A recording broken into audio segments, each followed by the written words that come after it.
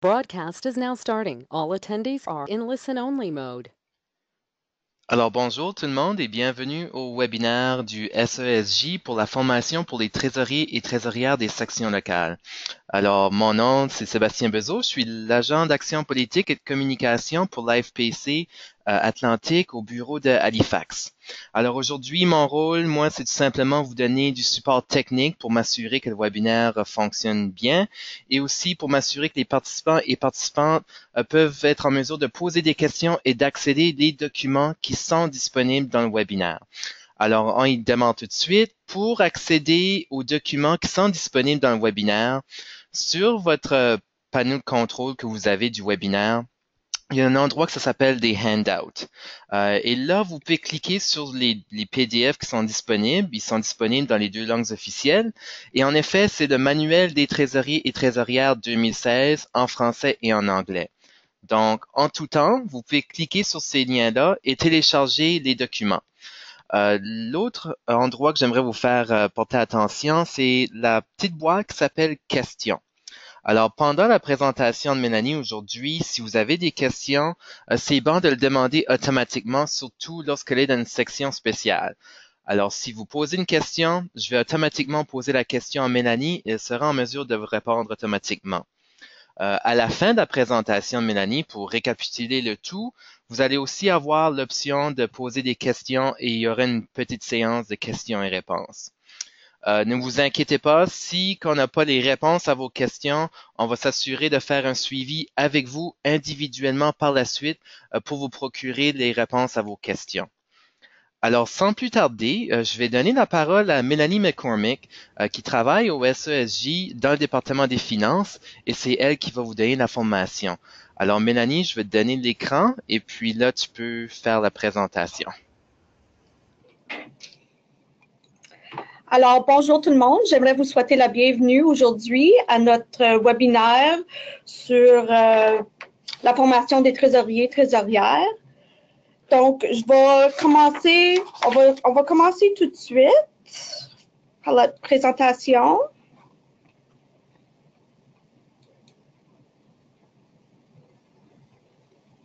Bon. Oups. Quelles sont les responsabilités du trésorier ou la trésorière de la section locale? Bon, on a la reddition de comptes aux membres pour tous les aspects financiers, prépare et présente des rapports financiers pour chaque membre. Alors, c'est à dire ici que les membres peuvent demander n'importe quand de voir les finances de la section locale. Le trésorière doit aussi collecter et déposer les fonds locaux, soit des fonds collectés durant les activités de la section locale et les ristournes qui sont déposés par dépôt direct. Le trésorière s'acquitte des autres tâches qui lui ont été attribuées par les règlements locaux. Alors, cela veut dire qu'il y a des trésoriers qui occupent plusieurs postes sur l'exécutif de la section locale, dont on voit souvent trésorier et secrétaire.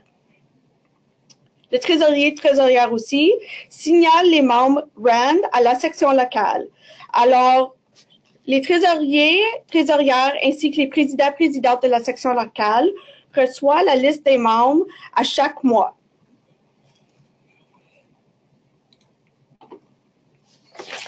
Bon, les dépenses locales typiques, on a les frais bancaires, les frais de déplacement, conférences et formations, négociations collectives, assurances, réunions de l'exécutif, cadeaux et dons, assemblée générale des membres, dépenses de bureau, activités locales, équipement, port, impression, téléphone.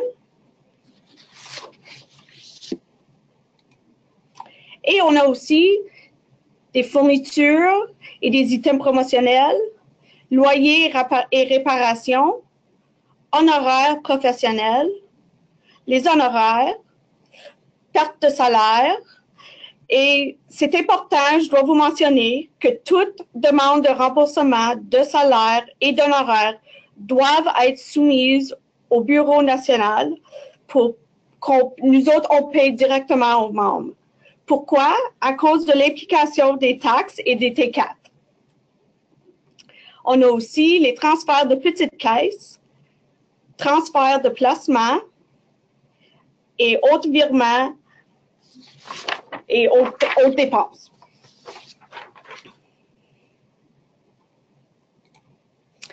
Le revenu local typique de la section locale, on a les ristournes. Donc, ça, c'est l'établissement des cotisations qu'on peut retrouver dans le titre 5, article 2C des règlements internes du SESJ. Donc, la formule des cotisations, il y a trois portions. On a la portion de la FPC, la portion qui revient au SESJ et dernièrement, la portion que nous autres, le Bureau national, nous remettons aux sections locales. Et le minimum pour la portion de la section locale est de 2 $. On a aussi les revenus d'intérêt. Fait que ça peut venir des placements ou du compte bancaire général. On a aussi autres revenus, tels que mentionné. Tu peux avoir collecté des dons d'un barbecue ou de vente de pâtisserie.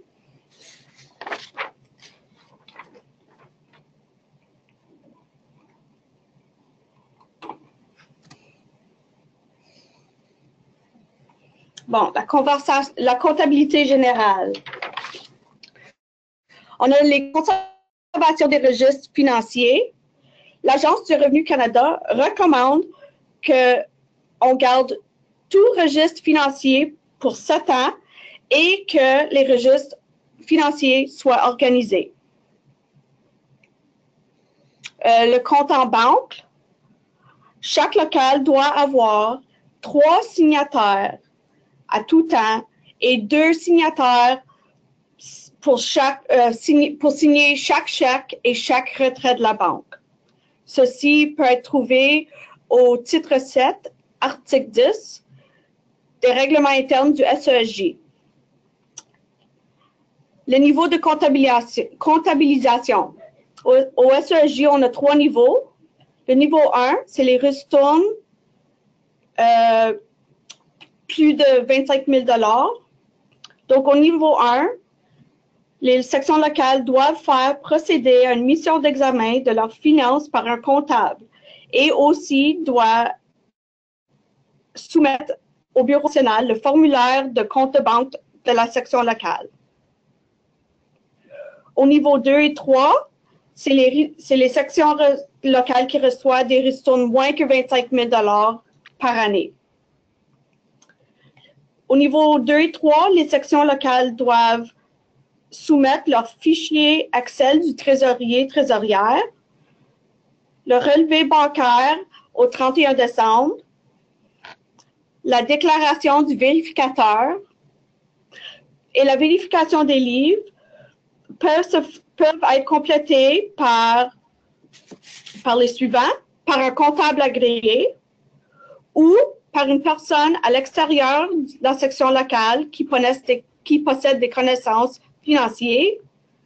Et dernièrement, 2 membres de la section locale qui ne fait pas partie de l'exécutif de la section locale ou n'ayant aucun lien de parenté avec les membres de l'exécutif.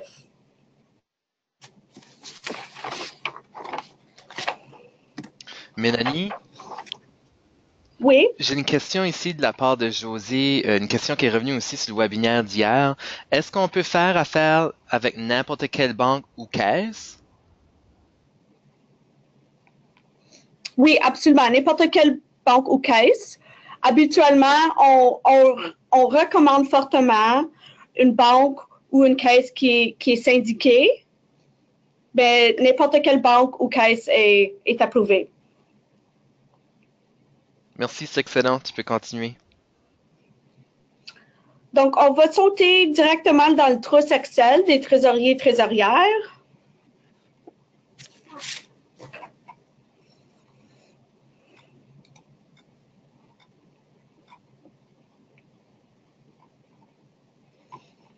Bon. Fait que, on va commencer par un exemple. L'exemple peut être retrouvé dans le manuel des trésoriers et trésorières. Donc, on va dire dans notre exemple que le numéro de notre section locale est 10034 et l'année est 2017.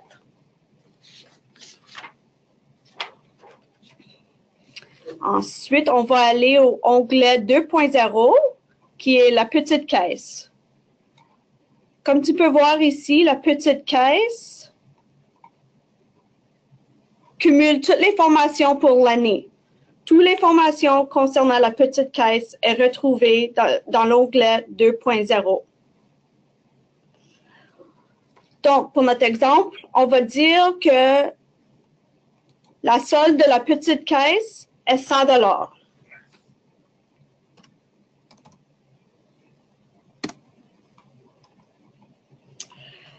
Maintenant, la section locale a décidé d'ajouter 250 $ à la petite caisse.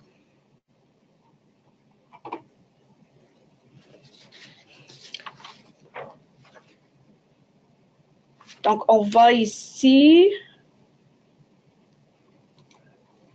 au 4.1, excusez.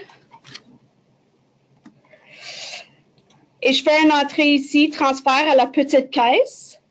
La référence bancaire, c'est un retrait. Et ensuite, on met le 250 $. Oups. Sous la colonne de transfert à petite caisse. Ici. Et je retourne à l'onglet de la petite caisse. Bon, maintenant, on peut voir ici que la petite caisse a augmenté de 250 $.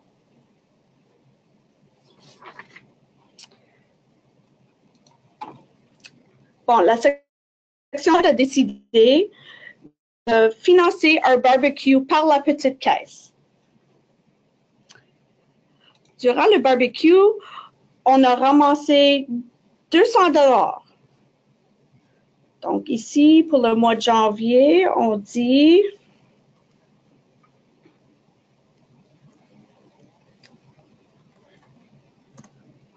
on met ici, on a ramassé 200 $, donc on le place ici dans la colonne H comme autre. Et pour la description, on va mettre barbecue.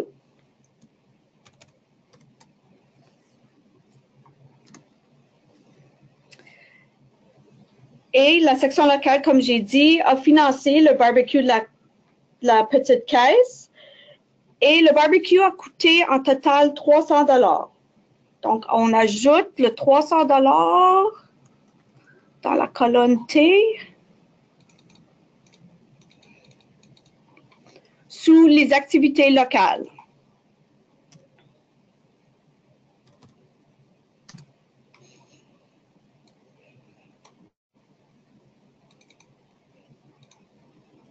Donc, on voit ici que le total dans notre petite caisse est 250 $.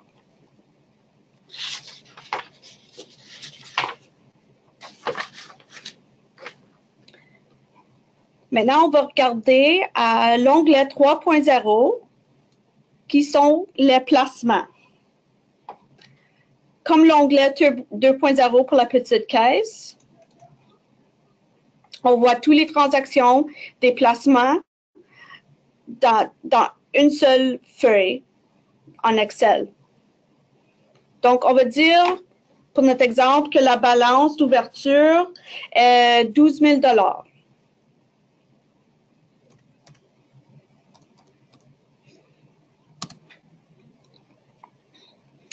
Et maintenant, la section locale décide qu'elle veut faire un placement de 10 000 $ du compte général. Donc, si on va ici encore à notre onglet 4.1 pour le mois de janvier, on va dire le 3 janvier. Oups.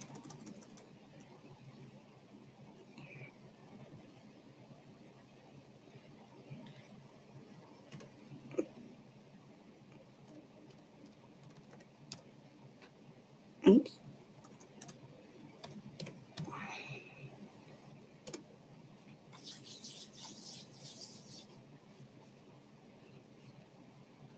Et ça va être, on va dire que c'est le premier chèque qu'on a écrit cette année. On va dire chèque 1. Et la description va être investissement.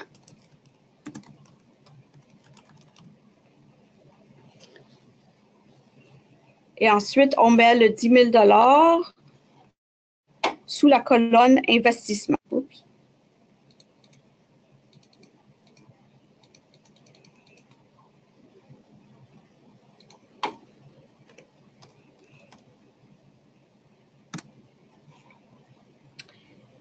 Si je retourne à l'onglet pour les placements, on voit ici que le solde a augmenté à 22 000 $.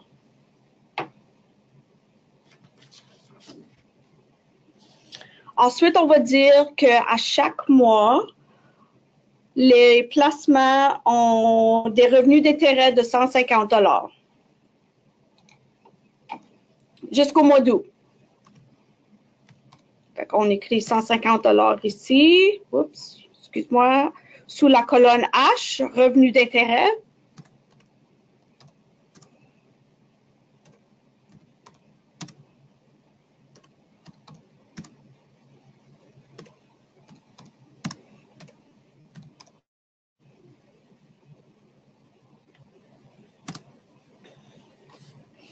Et au mois d'août, on dit que les placements actuels viennent à échéance. Donc, au mois d'août, la section locale a décidé qu'elle aimerait mettre les investissements ailleurs. Donc, au mois d'août, la section locale a encaissé ses placements pour un total de 23 050.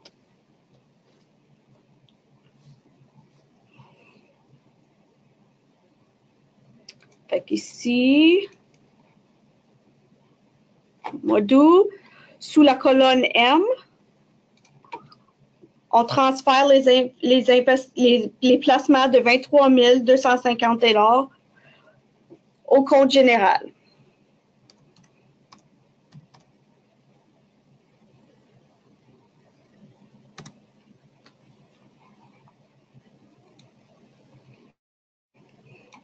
Et on dit que le revenu d'intérêt pour le mois d'août est de 200 $.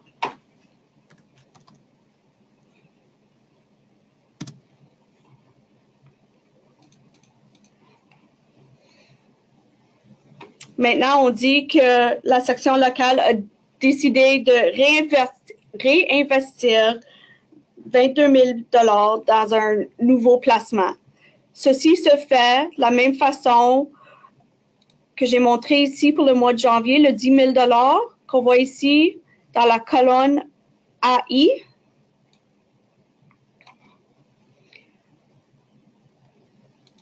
Donc, tu utiliserais la même façon, mais sauf que tu le ferais au mois d'août. Fait qu'on va regarder au mois d'août ici. Je vais juste te montrer. C'est l'onglet 11.1.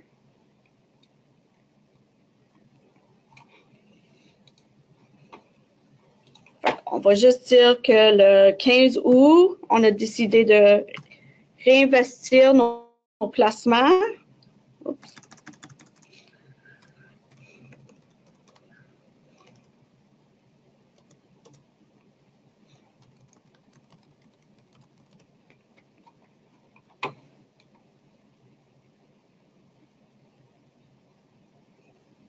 Et ici, dans la colonne AI, on inscrit le 22 000.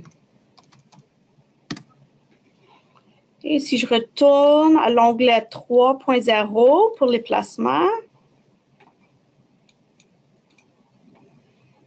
on voit ici le 22 000 le placement le réinvestissement de 22 000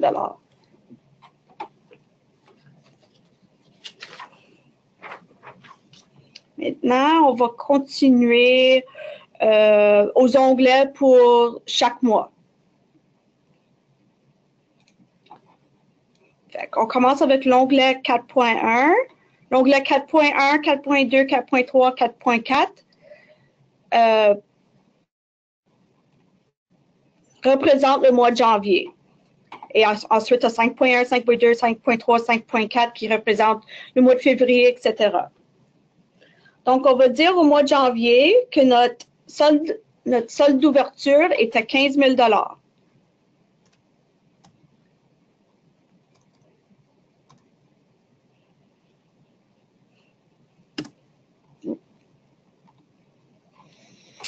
Et on dit que la section locale a décidé d'avoir leur assemblée générale des membres.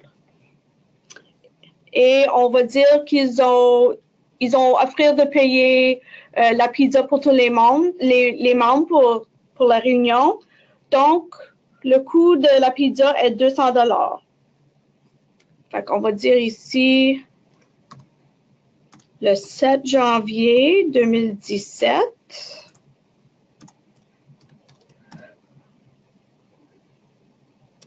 Et ça va être le chèque 2 pour l'année. On a dépensé 200 $ pour la pizza. Ici, dans la description, tu peux inscrire pizza, et ensuite AGA, l'Assemblée générale annuelle. Et tu inscris ton 200 $ sous la colonne de AGA. Ici.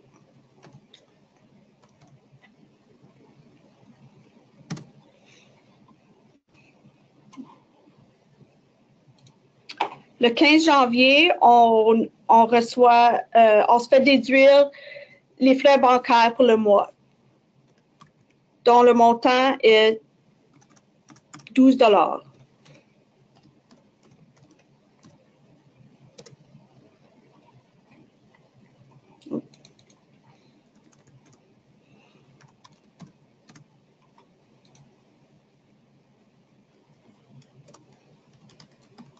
On met ici frais bancaires sous la description.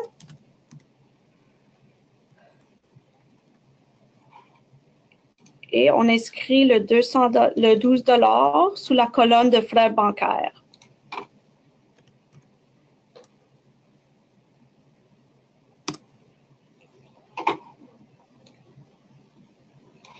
Le 15 janvier, on reçoit un dépôt du Bureau national pour nos ristournes. Donc, le 15 janvier.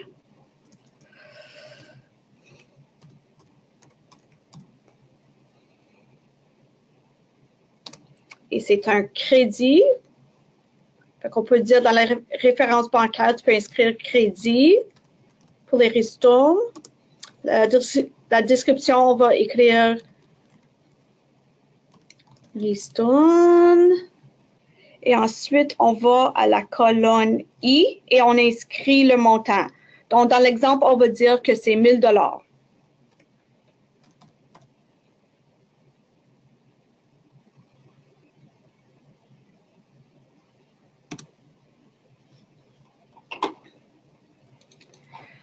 Aussi, le 15 janvier, la section locale décide qu'elle aimerait transférer 250 $ dans un nouveau compte qu'on va dire c'est un fonds de grève.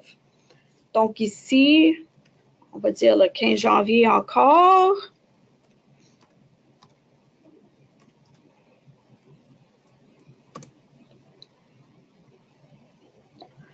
Et c'est chèque numéro 3.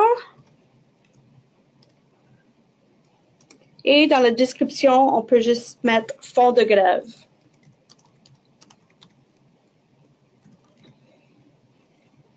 Mélanie? Oui. J'ai une question pour toi. Euh, Bonjour Mélanie, dans quelle colonne on mettrait les frais d'intérêt encourus sur une carte de crédit corporative de la section locale pour des frais de voyage? Oh, Bonne bonne question, question. hein? Oui. Je vais Mais entre, prendre, tu peux je vais continuer prendre. ta présentation, puis je pense peut-être que Christina va peut-être m'envoyer la réponse. Continue ta présentation, puis on va essayer d'avoir une réponse par la fin de la séance. Parfait, merci beaucoup. Donc, je continue ici avec les fonds de grève.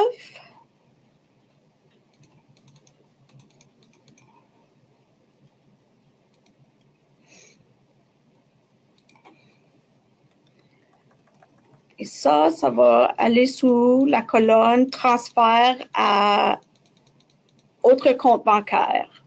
Donc, ici, 250 $.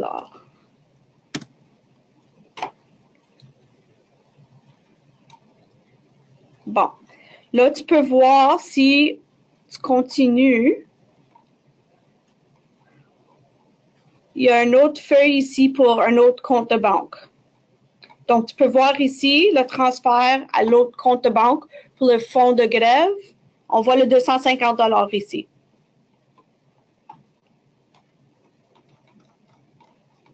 Maintenant, on va continuer à l'onglet 4.2. Oups, j'ai oublié d'effacer mon exemple. Et on va regarder la conciliation bancaire pour le mois de janvier. Donc, tous les cellules pêche, c'est ici que vous pouvez inscrire de l'information pour la conciliation bancaire. Donc, selon l'état bancaire, on va dire que le solde est 5 488.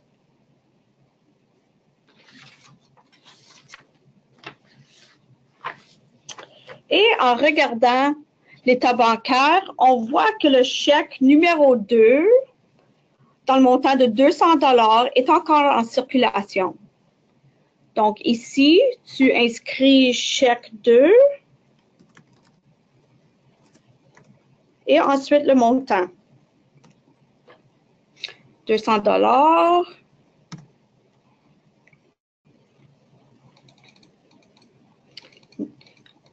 Pour l'exemple, on va dire qu'on n'a pas de dépôt en circulation.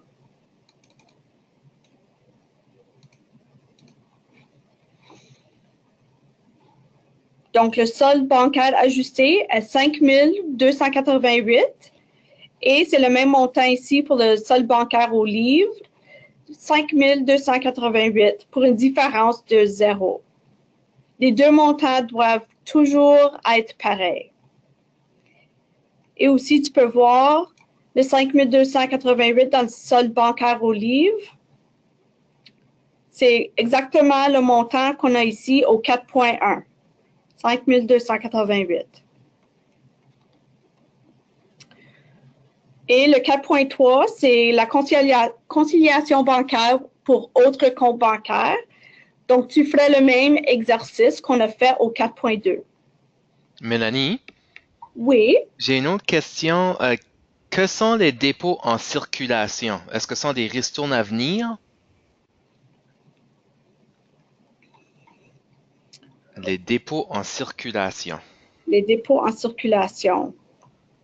Because like if you go to the bank, like on the last day, sometimes OK. OK. Fait que Christina m'a clarifié la réponse. Et donc, si on va à la banque pour faire un dépôt le 31 janvier, ça se peut que le dépôt, on ne va pas le voir avant le mois de février. Donc, si on va à la banque, on dépose, on fait un dépôt pour 2000 $. Mais on voit sur notre état de bancaire pour le mois de janvier que on ne voit pas le dépôt, mais on le voit au mois de février. On va dire que ça va passer le 1er février. Donc, tu mettrais dépôt en circulation de 2000 $. Ce n'est pas nécessairement les ristournes qui sont à venir. Parfait, merci Mélanie. Et pour la question précédente qu'on avait reçue pour les cartes de crédit, Christina va faire un suivi avec le membre en question, la membre en question pour faire un suivi à ce sujet-là. Parfait. Maintenant, on va regarder à l'onglet 4.4, l'état des résultats.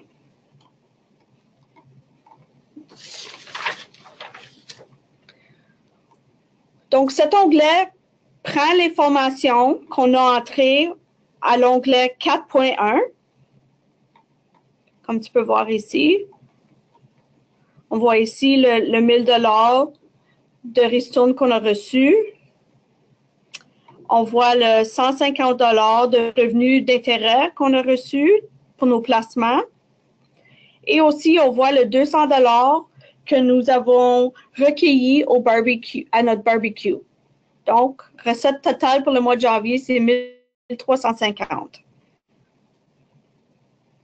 Si on regarde nos dépenses, encore, on voit tous les dépenses du mois de janvier listées ici.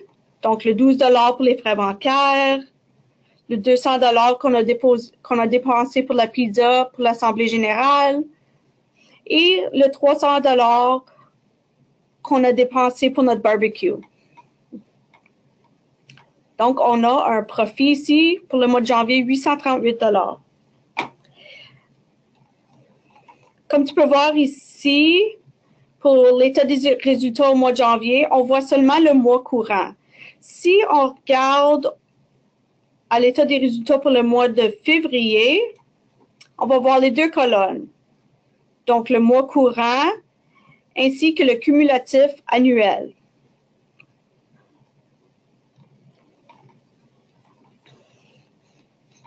Aussi, tu peux voir à la fin qu'il y a des blocs de signature pour le président et le trésorier-trésorière.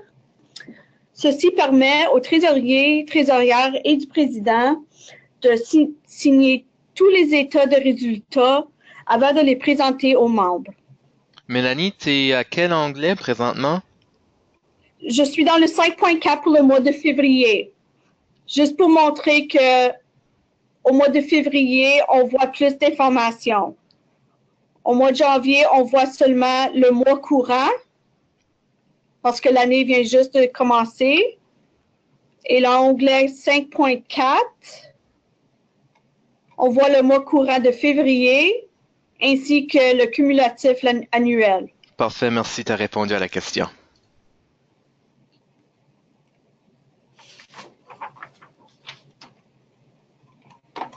Donc, les onglets 4.1 jusqu'à 15.4 représentent les dépenses pour chaque mois de l'année.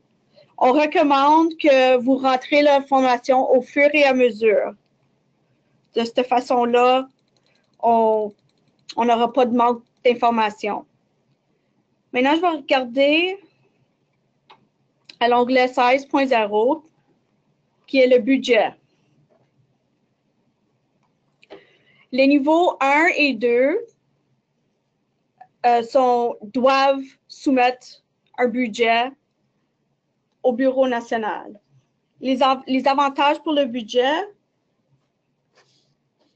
ça donne un outil pour la planification pour la section locale. Donc, si on va avoir des grosses dépenses pour cette année, telles que les dépenses pour envoyer un observateur, observatrice au Congrès national. Un autre avantage, c'est de voir le taux de cotisation. Est-ce qu'on reçoit assez de cotisation pour maintenir nos dépenses pour l'année? Est-ce qu'on devrait regarder à augmenter le taux de cotisation? Et aussi, le budget aide la section locale à établir des priorités. Et aussi, ça donne à l'exécutif le mandat de respecter les priorités établies par les membres durant l'Assemblée générale annuelle.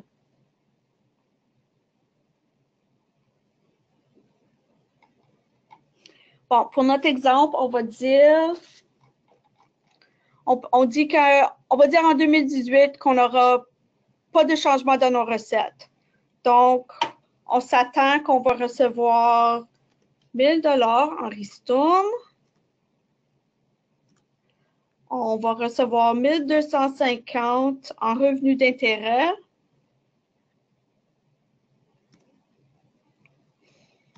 Et 200 $ pour autres.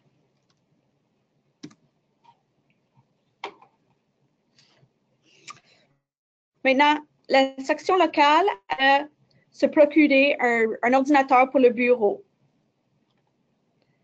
Donc, on va dire ici, frais de bureau. On inscrit ici 500 $.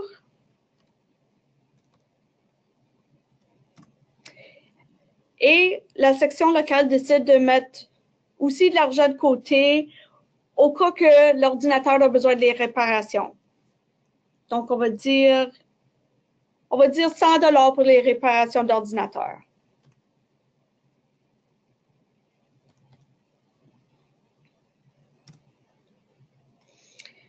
Puis maintenant, on le sait, en 2018, qu'on a le Congrès national. Donc, on va dire que ça va nous coûter 800 $ en perte de salaire pour envoyer un observateur, observatrice au Congrès national. Donc, 800 $.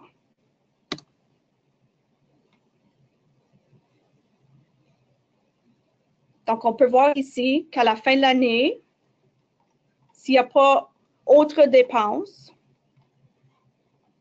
qu'on aurait un profit de 1 050 à la fin de l'année.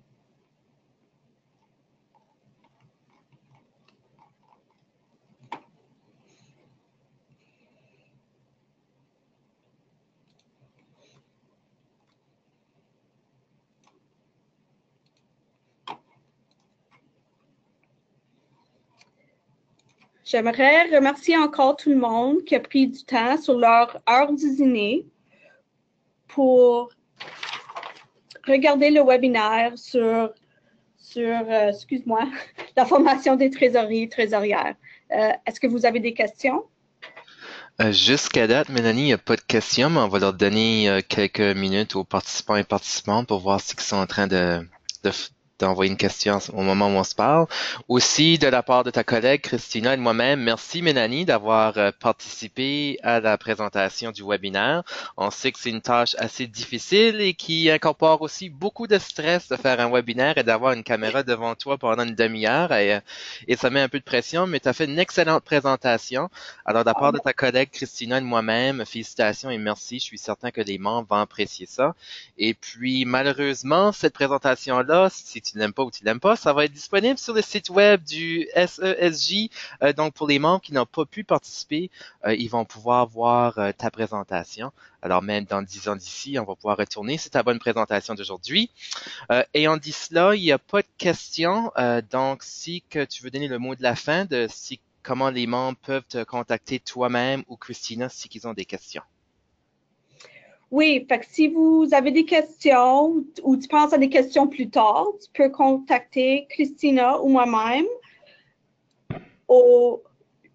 à notre boîte de finances.